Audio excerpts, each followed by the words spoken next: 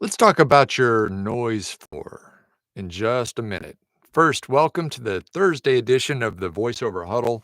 My name is Mike Hathcote. I'm a full-time voice actor, and my job here every weekday morning at 9 a.m. Pacific time is to give you a little bit of insight on how to grow and sustain your voiceover business because you're probably somewhere on the spectrum of either being brand new or maybe you're in the middle or maybe you've been doing this a while and you just, want to make sure that you maintain your existing business. So that's what we're here to do. Don't forget to chime in on the chat so we can do some shouts here in just a minute. I'm going to call out where you're watching from, and then of course hit like and subscribe and the notification bell, uh, just so you can make sure you get this stuff as quickly as you can. Also, if you haven't picked it up yet, the book, The Voiceover Blueprint, mainly for beginners who are kind of trying to navigate getting into this whole thing. It's the book that I wish I had had when I started.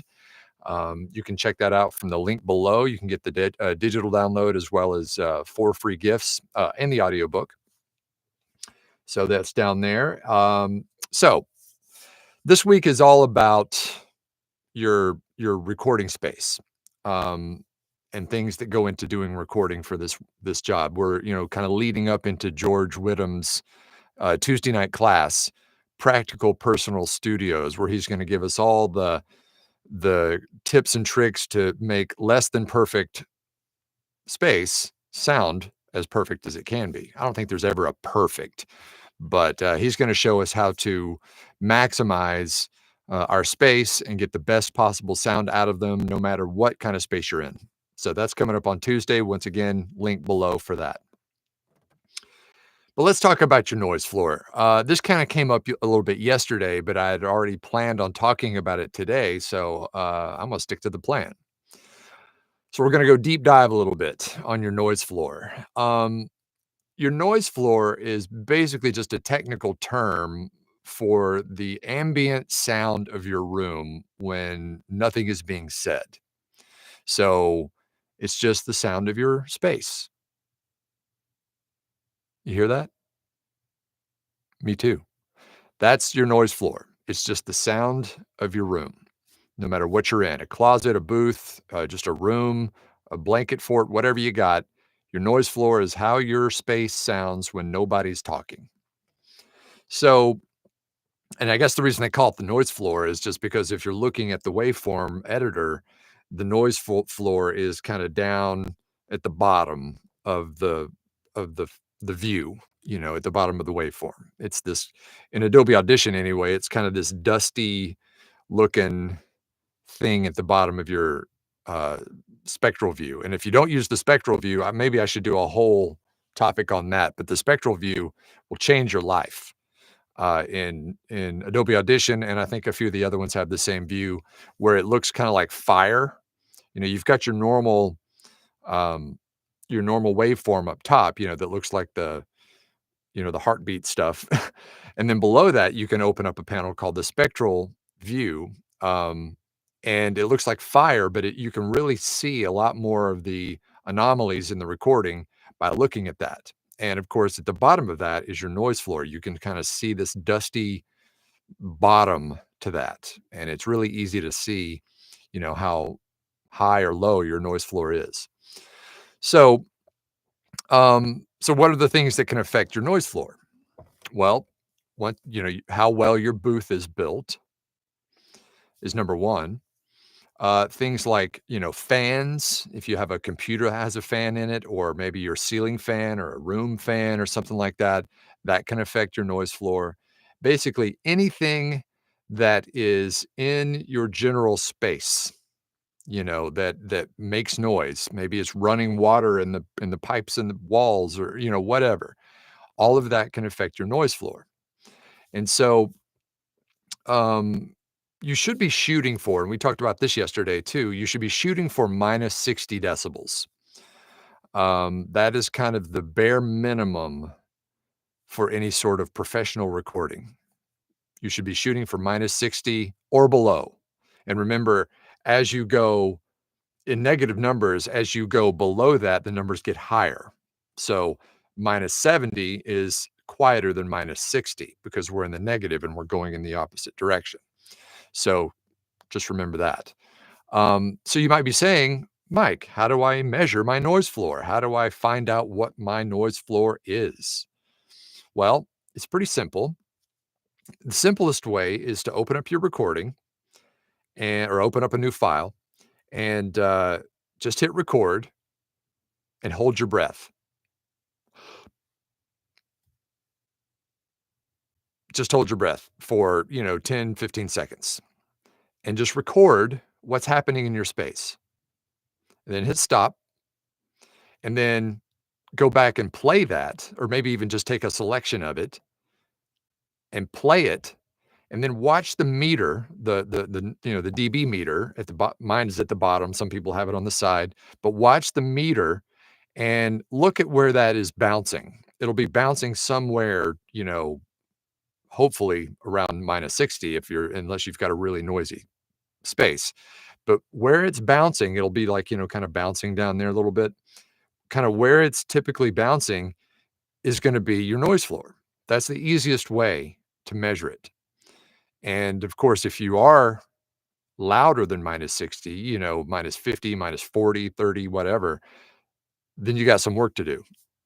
Whether it's tightening up your space, eliminating whatever the noise is that's causing the thing. I mean, I know people who, when they record, they turn their thermostat up or down to kick off the AC, you know, or the heater, whatever. And so, but if you're -60 or below, you're good, right? Now, we also talked about yesterday, as a last resort, don't rely on it, but as a last resort, you can use a plugin, and there are several out there that you can use. A favorite of a lot of people is the waves.com NS1 plugin, which is a super easy to use plugin. It's literally a 0 to 100 scale, and it's just a slider on the screen. And the the higher that number on that slider, the more it addresses your noise floor. Now, don't use that too much because it can pull artifacts out of your actual recording. So use just enough to get your noise floor down to -60 or below, and that's it. Don't feel like, well, I want to eliminate everything, so I'm going to just jack it up to 100 and see what it does. You don't need to do that. Maybe 20, 30, start with that, if that.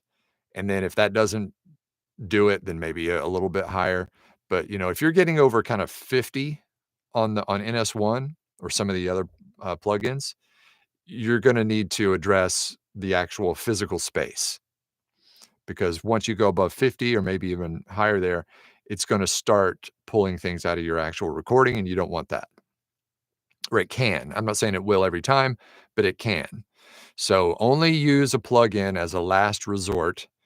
Things like NS1, Isotope has a denoise kind of thing.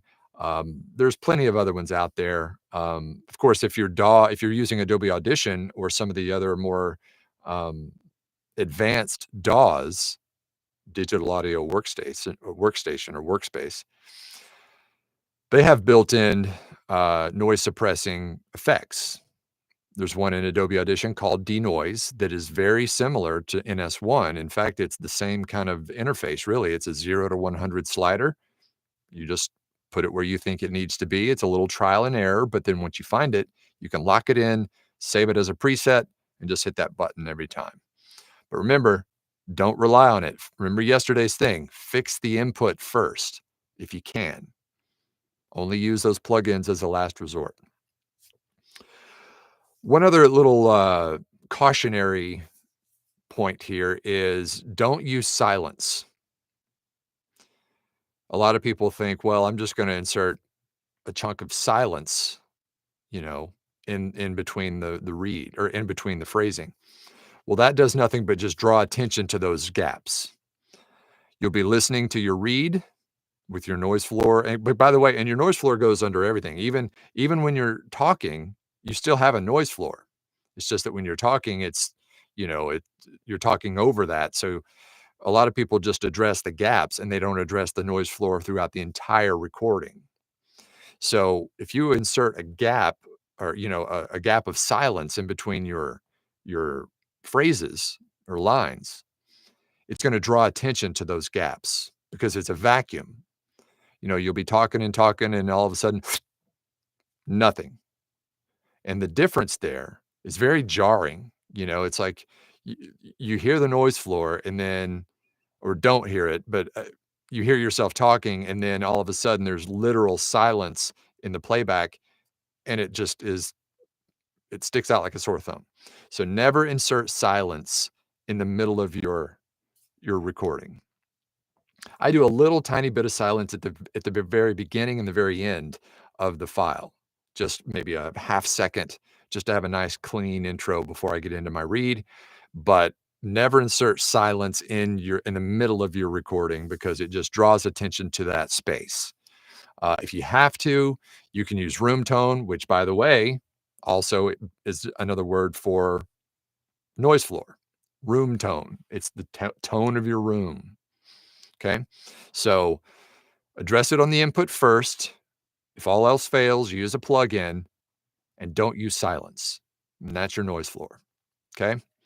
That's another thing that George is going to be talking about. He's going to talk about ways to address the noise floor. If you do have a less than perfect space, he's going to talk about, different inexpensive ways to treat your booth or your space and make sure that your noise floor is as low as it can be. Along with a lot of other stuff. So if you haven't signed up for that, link in the description. We are still giving it away a free seat to that. So if you do sign up and we draw your name on the day of, then you're going to get a refund. You're going to be able to attend for free. We do that for all of these monthly training webinars. So there you go. Noise floor. Figure it out. It's very important. Okay. Let's see what people are saying today. Hey, John the Irishman McCarthy. Hello from Denver. Good to see you. And there's Jason from Kearney, Nebraska, and David from Hamilton, Ontario.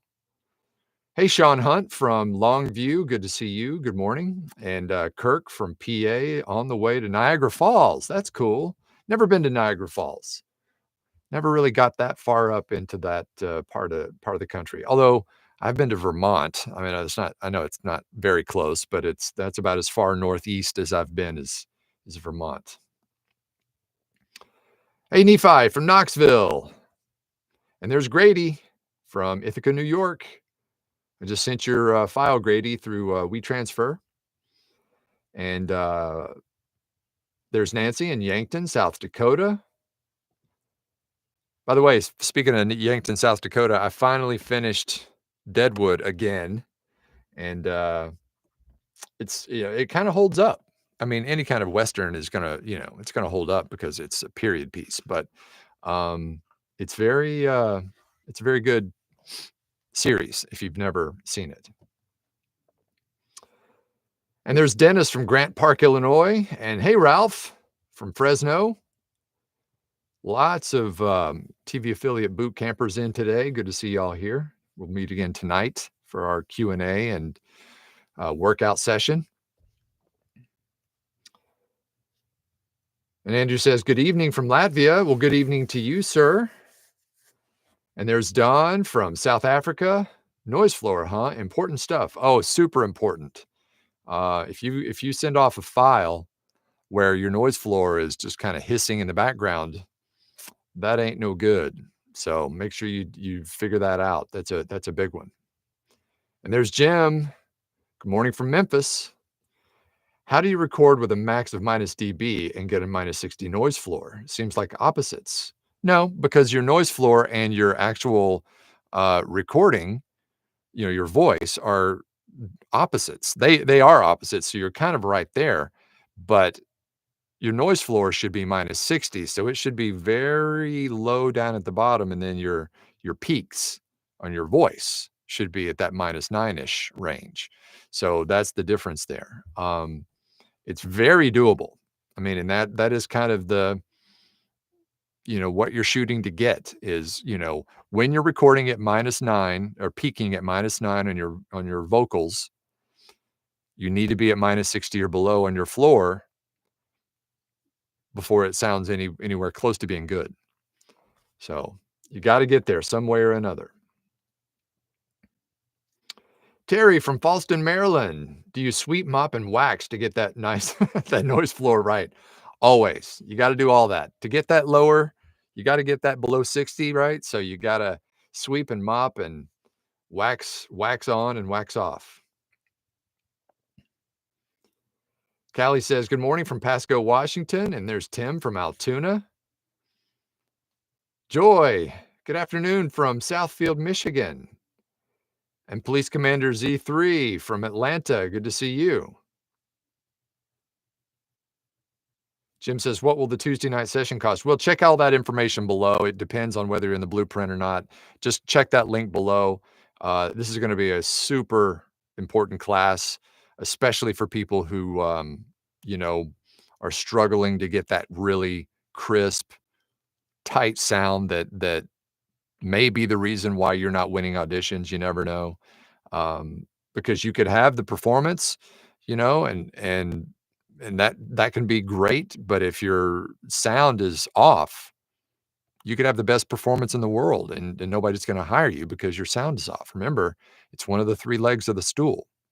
If it's bad, you might as well just not even be doing this. Alan says, good afternoon from Philly. Managed to catch the start of the stream today. Awesome, Alan. Thank you for being here. Happy and joyful from Florida. Good to see you. Sean says, spectral view for the win. You got that right. Man, between the spectral view and auto heal in Adobe Audition, I could not function. The spectral view makes things so easy to isolate and fix. And then once you isolate it, the way to fix it, usually if it's a mouth click or something like that, auto heal is magic. I don't know if they, went down to the crossroads and talked to old Scratch. Whatever they did, it's magic because you find this, the click or whatever, even if it's in the middle of a word, you can highlight the click, mouth click, whatever it is, hit auto heal, and it just erases just the click and not the actual, selection. It's amazing. I've worked on my mouth noise quite a bit, so I don't have to use it as much anymore. But boy, when there is a little weird click in the middle of a word, it is just sorcery. So it's great stuff.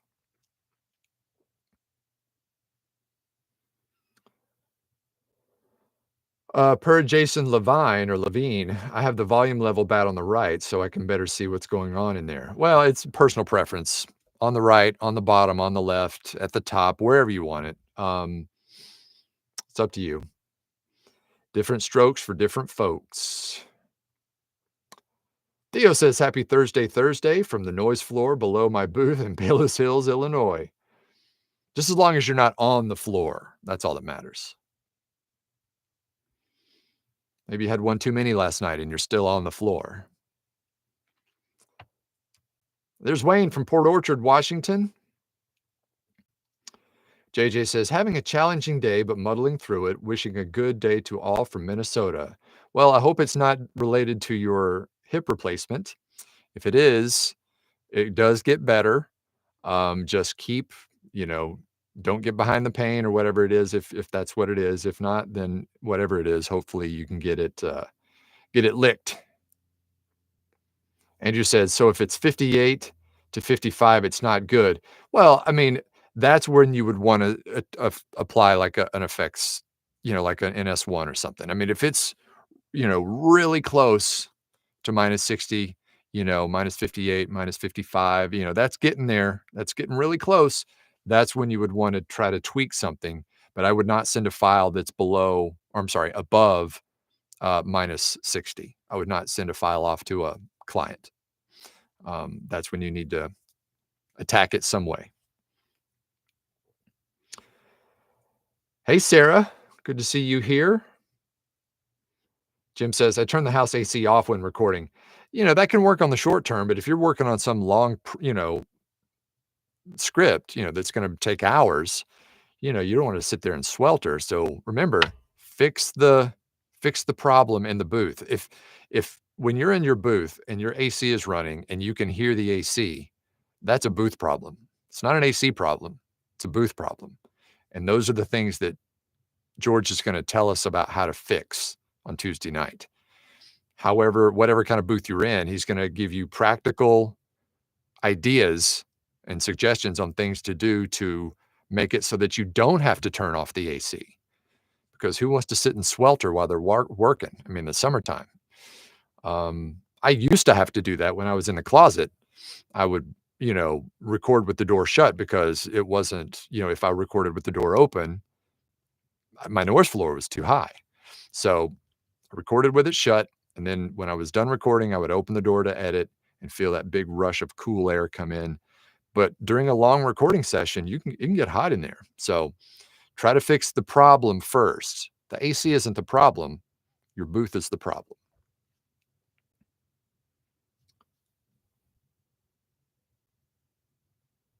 Access the Wave website in IE won't work in Chrome. It works in Chrome for me. If you're talking about waves.com for the plugins, waves.com works. I don't know. You may want to just clear out your cache or cookies or whatever. TMK Media says, I record the noise floor and paste it in spaces that have imperfections. Well, you can't do that, though, during your actual speech. You can paste it in the gaps, but you can't address that in the middle of a line.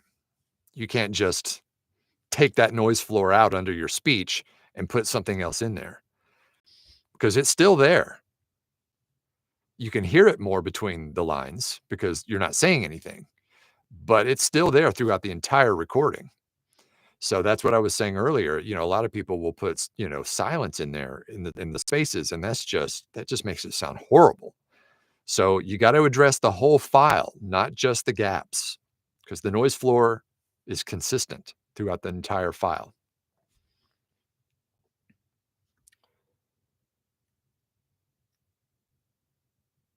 Ralph says, Mike, I'm hearing static almost like there's a short somewhere. Yeah, that is the problem.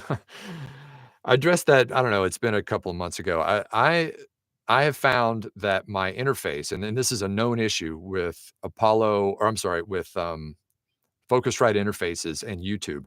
There's some thing that causes this interface to crackle um, sometimes in these recordings or in these live feeds. It's weird. It's only on the live feed. It's not if I pre-record something and upload it, because I do that too, but only YouTube Live, for some reason, doesn't play well with Focusrite and it crackles. I don't know what the deal is. I've tried different microphones. They didn't sound as rich as this Sennheiser. So sorry, I've tried everything at this point, other than getting a different interface.